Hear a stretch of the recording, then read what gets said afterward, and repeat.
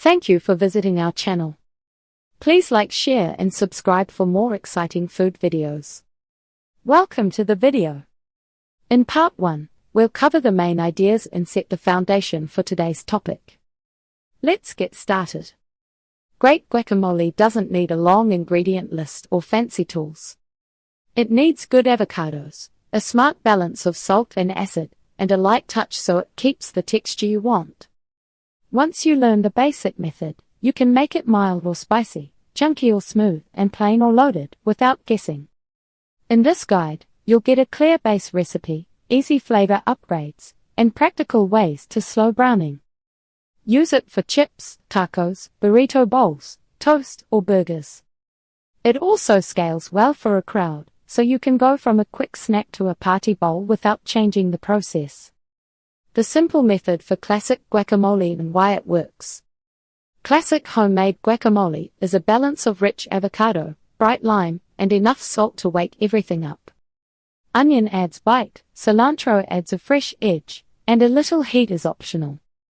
The key is to build flavor in small steps, then stop mixing as soon as it tastes right. Here's a solid base for avocados, about cups of guacamole. Ripe avocados. Fresh lime juice. Start small. Kosher salt, plus more to taste. Finely diced white onion or red onion. Chopped cilantro, optional. Black pepper or a small pinch of cumin, optional. Jalapeno or serrano, finely minced, optional. Why this works? Avocado carries flavor like butter does.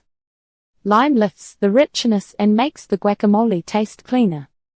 Salt brings out the avocado's nutty notes.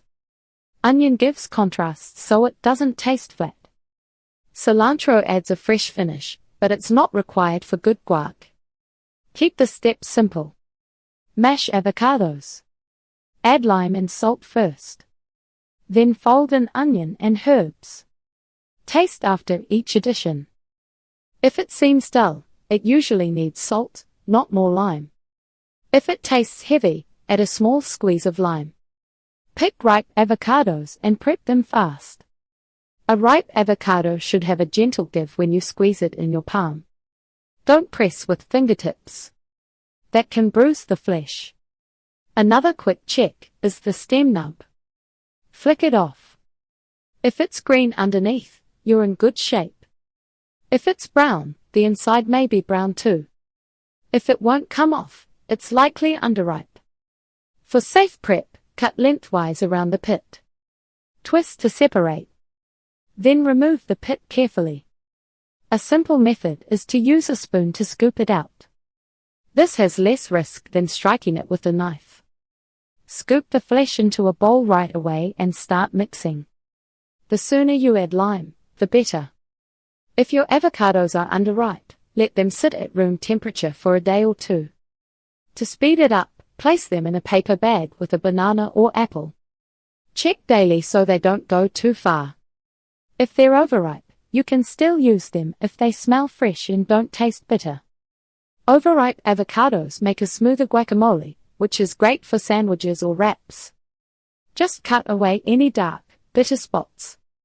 Build flavor with a few basics. Lime, salt, onion, and cilantro.